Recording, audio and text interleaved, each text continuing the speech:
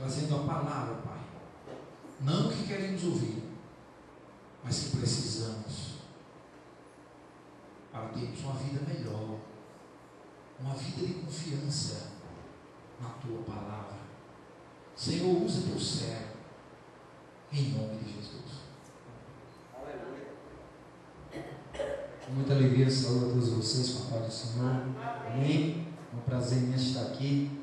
É sempre para nós que amamos esse Deus e amamos essa palavra e sabemos que, como já foi dito aqui hoje, que ela não volta vazia, né? Mas ela cumpre um propósito de Deus para a nossa vida. Então nós sabemos que não é em vão. Então é sempre uma alegria para nós nos dispormos para Deus, para nos edificarmos uns aos outros na fé. Amém? Quantos aqui estão cansados? Você está cansado? Se você está cansado, Deus vai renovar suas forças essa noite. Amém? Cansado fisicamente, irmãos, a gente fica. E a gente às vezes fica também espiritualmente. Mas de ambas as formas, Deus, Ele nos renova. Eu imagino que a nossa amada irmã já não deva estar tão cansada depois dessa palavra, né? Porque comigo já aconteceu situações assim, de eu ir para a igreja, de chegar assim com o meu corpo bem debilitado e cansado no culto, chegar assim sem forças até para se levantar e cantar ao Senhor. Mas no decorrer do culto, parece que Deus ele injeta ali uma proteína do céu no corpo da gente, que a gente sente aquele vigor, e quando é no final do culto a gente está diferente, né? Tanto por dentro como por fora, a gente está todo gás aí para adentrar mais uma semana que vai se aproximando. Cada semana a gente tem que entrar com força total, irmãos, porque a caminhada não é fácil. Então, se a gente não se alimentar, se a gente não se fortalecer, aí a gente vai ter mais dificuldade. Houve um momento na vida do profeta Elias que ele estava passando por sérias dificuldades ali também na sua vida espiritual, numa caverna, inclusive até ali pedindo a Deus para tirar a sua vida já. E Deus ali envia um alimento para ele, e a palavra fala que aquele alimento serviu para muita caminhada.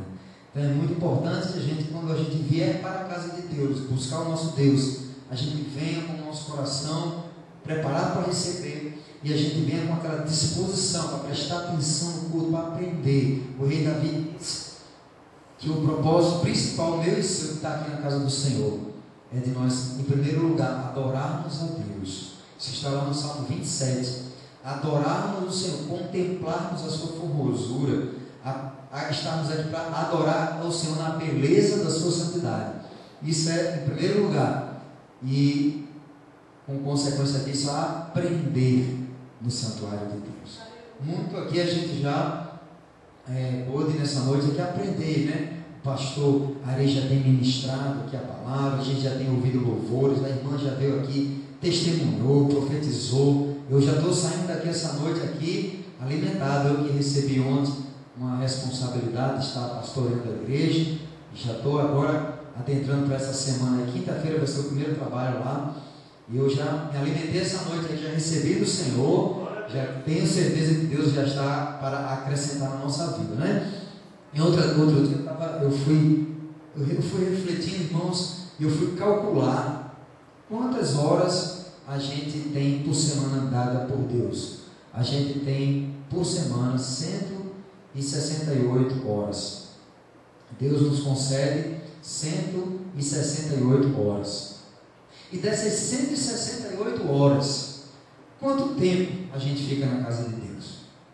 O culto é aproximadamente 2 horas. Às vezes a gente só vem no domingo. Então já pensou, das 168 horas, quem só vem no domingo só fica na casa de Deus 2 horas. O que é 2 horas de 168 que Ele nos dá durante a semana? E se a gente vem 2 vezes por semana, por exemplo? Mas eu vou no culto também na quarta-feira ou na quinta, seja lá qual for o dia. Aí você vem mais um dia da semana, tem mais 2 horas. E você soma, por exemplo, 4 horas você passa na casa de Deus. E o que é 4 horas de 168 que Deus te dá?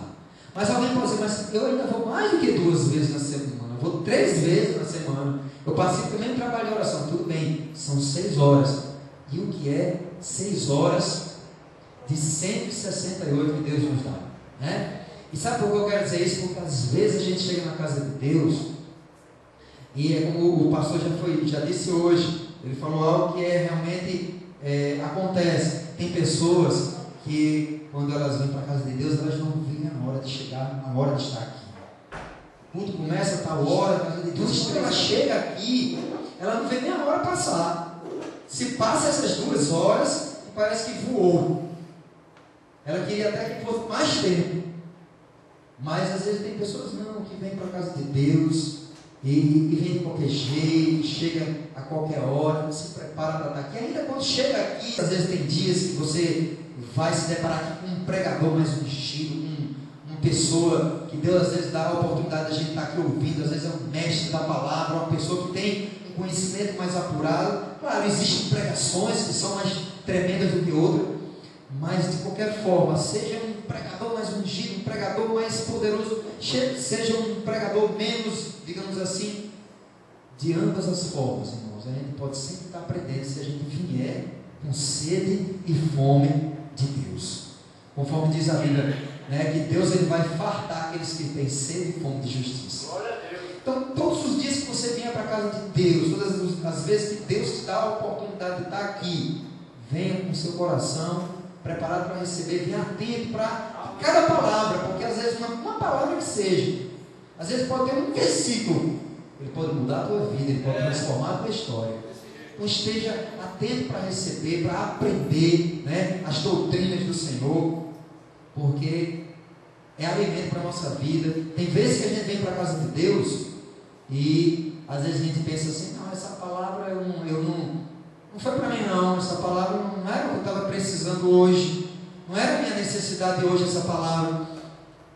Às vezes a gente pode pensar dessa forma, mas quem sabe, essa palavra que hoje você pensou que não era necessária para você hoje, quem sabe daqui a um tempo lá na frente, essa palavra não vai servir para você.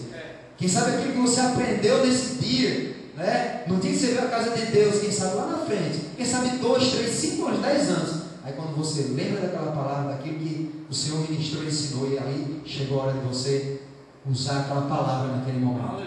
Então, tudo que é aqui na casa de Deus, eu acredito, Deus não nos congrega em vão, Deus não nos traz aqui em vão. Deus tem um propósito, né, para nos ensinar, para nos aprender, para nos fazer crescer na sua casa. Amém? Em nome de Jesus. Amém. Espero que vocês não esqueçam disso. E todas as vezes que vocês vierem para a casa de Deus, vocês se lembrem que a semana tem 168 horas e a gente passa aqui aproximadamente 2 horinhas na casa de Deus. Então aproveita esse momento de 2 horinhas que você passa aqui, aproveita o máximo, sugue o máximo de tudo aquilo que Deus aqui permite que aconteça, amém? Que é ministrado por Ele. Vamos abrir nossas Bíblias lá em Efésios.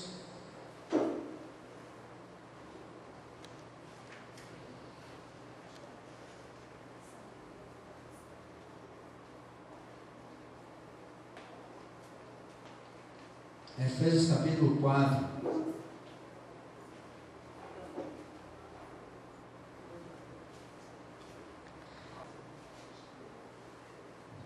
Rogo-vos, pois, eu, o preso do Senhor, que andeis como é digno da vocação com que fostes chamados, com toda humildade e mansidão, e com longanimidade, suportando-vos uns aos outros em amor, procurando guardar a unidade do Espírito pelo vínculo da paz.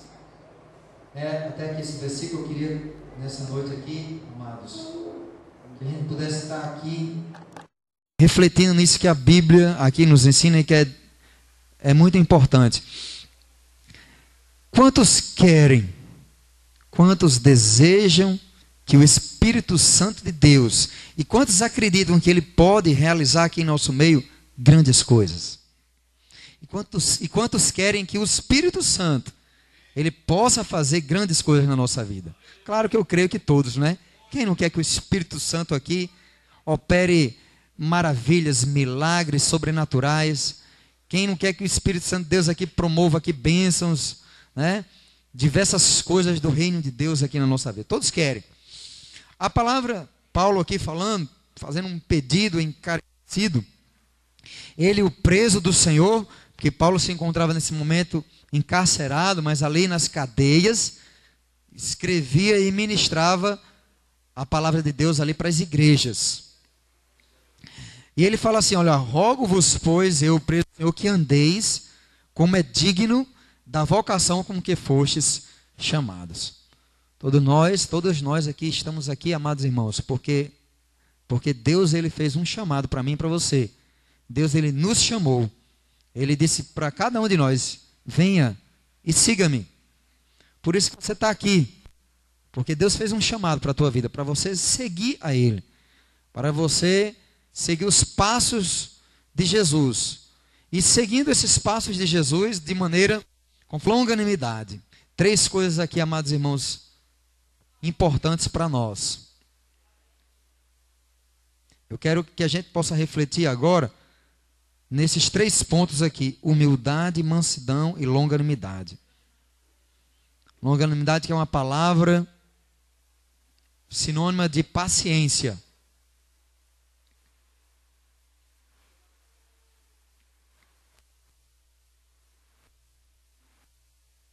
Importantes no convívio da igreja do Senhor. Ele fala humildade, mansidão e longanimidade, que é, como eu já falei, sinônimo de paciência. Humildade, irmãos, é uma coisa muito importante para nós, no seio da igreja. É nós podermos ter dentro de cada um de nós o sentimento de que nós precisamos uns dos outros e de que nós precisamos de Deus. Nós nos sentirmos, mas sentirmos das nossas entranhas, não da boca para fora, mas sentir mesmo dentro da nossa alma e dentro do nosso espírito, que sozinhos nós não podemos fazer nada, que sozinhos a gente não consegue nada, que a gente precisa da ajuda do nosso próximo, que a gente precisa da ajuda de Deus. Olha, se o próprio Jesus Cristo, ele precisou da ajuda das pessoas, quanto mais nós. Jesus precisou dos seus discípulos, quando foi no momento onde ele estava prestes a ser crucificado, ele chegou ali e declarou algo tremendo, eu achei muito tremendo. Ele disse, olha, vocês foram aqueles que estiveram comigo nas minhas aflições. Nos momentos dos sofrimentos de Jesus, os discípulos, em muitos dos momentos difíceis de Jesus, os discípulos estavam lá ao lado dele. Então veja, se Jesus, ele precisou, na hora que ele estava levando a cruz lá para o Gólgota, a palavra diz que teve um momento que ele não aguentou, caiu, e veio um homem, Simão Cirineu, que os soldados colocaram ali para que ajudasse a Jesus a levar a cruz até o local ali, para que ele fosse crucificado. Então perceba que o próprio Jesus, o Filho de Deus, Todo-Poderoso, precisou, ele se deixou ser humilde. A Bíblia diz que ele se esvaziou de si mesmo, tomando a forma de servo, né? E ele veio aqui e recebeu ajuda. Você imagina Jesus, o Filho de Deus, sendo ajudado por mulheres financeiramente falando. Jesus, aquele que é dono de todas as coisas, estava aqui, e mulheres que foram curadas por ele de espíritos malignos, que foram libertas, mulheres que tinham posse, elas vinham como Maria, como Susana e outras mais, que vieram e depositavam ali para abençoar o ministério de Jesus, e depositavam quantias para sustentar o ministério de Jesus, porque durante aquele período Jesus, ele não trabalhou mais lá fora para poder se manter. Dali em diante, no momento em que ele foi ali batizado no Rio Jordão, seus 3 anos finais de sua vida, ele dedicou sua vida totalmente ao ministério da pregação do Evangelho. E aí ele precisou e ele recebeu a ajuda de pessoas. Então Jesus foi humilde, deixou esse exemplo para nós. A gente precisa, sabe, irmãos, ter dentro de nós de que nós não somos superiores a ninguém. Pelo contrário, Paulo escrevendo diz que nós devemos considerar cada um superiores a nós mesmos. Ou seja, a gente deve sempre respeitar o nosso irmão, ver no nosso irmão ali um potencial de Deus, ver no nosso irmão autoridade de Deus, ver no nosso irmão uma pessoa que Deus ama e que Deus coloca ao nosso lado para nós contarmos com ele. Sabe, nós não somos aquele que cantamos melhor, nós não somos aquele que pregamos melhor, nós não somos aquele que fazemos as coisas melhores, não. Nós somos aqueles que fazemos algo de Deus que vai somar com aquele outro que também faz algo de Deus. Nós temos que ter isso em nossa mente, não competirmos entre nós mesmos. Muitas vezes dentro das igrejas existe competição. Muitas vezes dentro da igreja existe, em vez de haver um sentimento de humildade, existe um sentimento de soberba. Muitas das vezes as pessoas acham que pode fazer sozinho, ou acham que faz melhor do que os outros. Mas a palavra nos ensina que nós devemos ser humildes, mansos, homens mansos como Jesus fez, homens de paz, homens assim de bom convívio, aquelas pessoas que, sabe, convivem bem um com o outro, pessoas pacíficas, mansas, tranquilas, pessoas de bem. Precisamos ser assim. No convívio da igreja, nós temos que ter um bom convívio, pessoas de boa convivência, mansas, pacíficas, não agressivas, não iracundas, não é? Com longanimidade, irmãos, paciência. Olha só, Jesus fala que ele não veio para os sãos, para aqueles que estão sadios. Jesus veio para os doentes, e para aqueles doentes de toda espécie de males, sejam eles físicos, sejam eles também espirituais. E ele diz assim: vinde como estais. Então na igreja, isso é uma coisa assim, que é uma tarefa difícil, e que não é uma tarefa só do pastor. É uma tarefa que, quando ela está na consciência de cada um de nós, vai ser menos difícil, vamos dizer assim. É nós entendemos que cada um de nós estamos num grau de fé, num grau de santificação, não é? Cada um de nós estamos num grau, talvez uns mais do que outros, porque é um trabalho do Espírito Santo que ele faz continuamente. É uma transformação, uma regeneração, uma renovação. Então nós estamos na igreja, por exemplo, nem todos que estão aqui estão no mesmo nível. Também a gente não pode dizer, olha, fulano tal está aqui, fulano tal está aqui, que como já foi dito hoje aqui, né, quem pode julgar assim é só o Senhor. Mas a verdade é que existe sim. Tem pessoas que o Senhor já trabalhou mais na vida delas, tem pessoas que já estão um pouco mais maduras na fé, mais aperfeiçoadas num grau de santidade maior, é verdade. Mas isso aí cabe a Deus julgar. Mas a verdade é que a gente vai ter que conviver uns com os outros, com as deficiências que nós temos, com as limitações que nós temos. Nós temos que procurar entender as situações do nosso companheiro, do nosso amigo, daquele que está perto de nós. Temos que muitas vezes suportar, às vezes, as falhas, as faltas. Às vezes nem todo mundo vai estar naquele nível de compromisso, vai estar naquele nível daquela obediência, né? E aí a gente vai ter que conviver com as pessoas, mas na fé de que aquele que começou agora, ou às vezes até aquele, irmãos, acontece situação assim: o camarada tem 10 anos na igreja e o outro tem só 2 anos, vamos dizer assim. Aí às vezes aquele que tem 2 anos já está num estágio de fé mais elevado do que o que tem 10 anos, porque viveu aqueles 2 anos que se converteu, e tá viveu com intensidade, viveu absorvendo tudo aquilo que Deus tem ministrado, tem passado, tem aproveitado cada momento, cada oportunidade. Enquanto às vezes aquele que tem 10 anos, mas caminha tão lento, muitas vezes passa desapercebido tanta coisa que Deus está oferecendo, ministrando, não dá ouvido a tanta coisa, né? Não sabe absorver às vezes as dificuldades, as tribulações de maneira proveitosa. Aí às vezes tem 10 anos, mas ainda não desenvolveu tanto na fé como aquele que já tem 2 anos.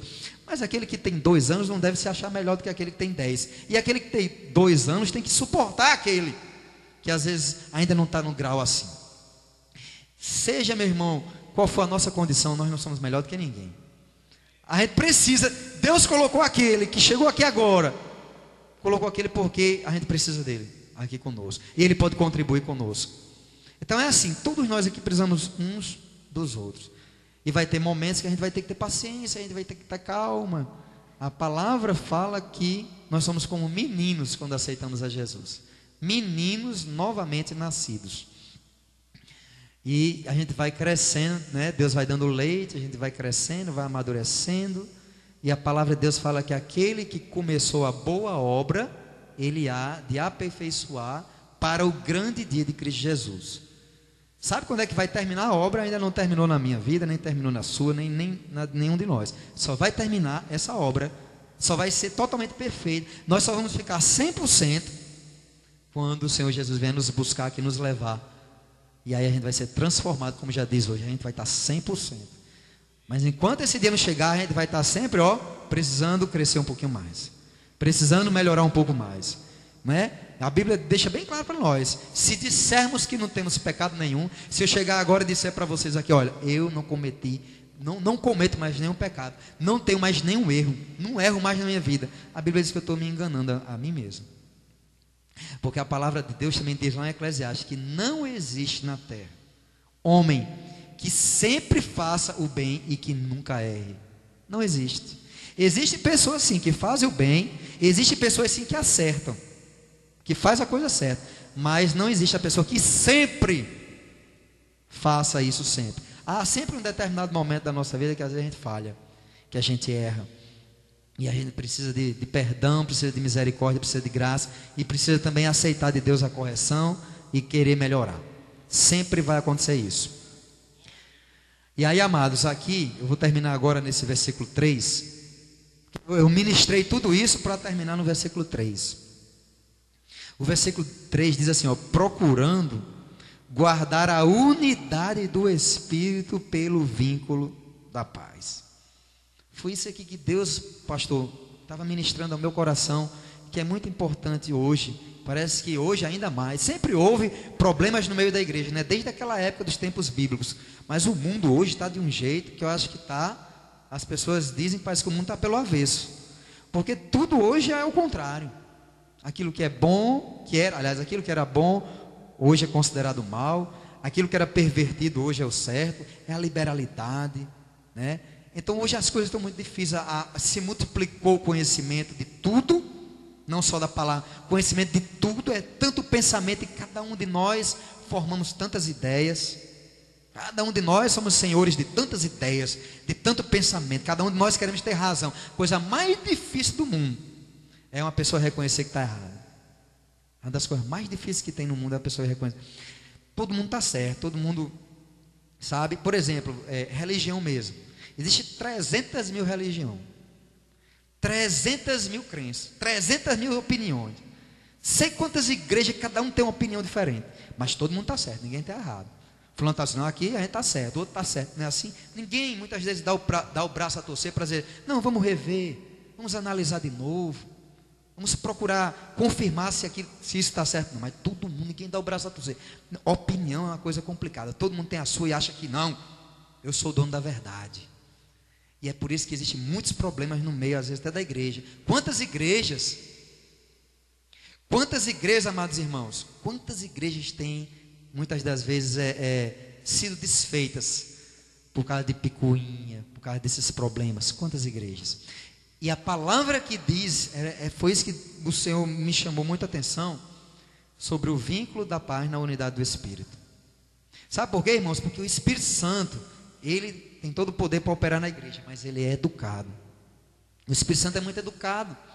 E se tem uma coisa que o Espírito Santo ele tem dificuldade de operar, é num ambiente onde tem desarmonia, é num ambiente onde não existe união.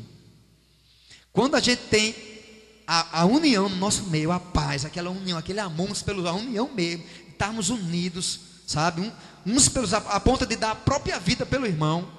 Porque a Bíblia diz assim, como ele deu a vida por nós, nós devemos dar a vida uns pelos outros. E palavra, hein? Mas está na Bíblia. Palavra é difícil, a gente está a ponto de dar a vida pelo nosso próprio irmão.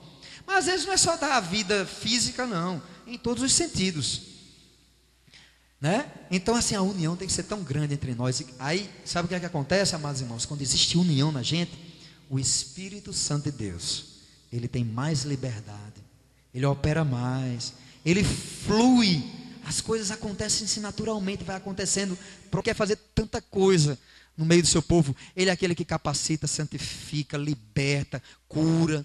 Ele veio, Jesus disse, olha, eu não vou deixar vocês sozinhos, mas eu vou para o Pai e eu enviarei o Espírito Santo.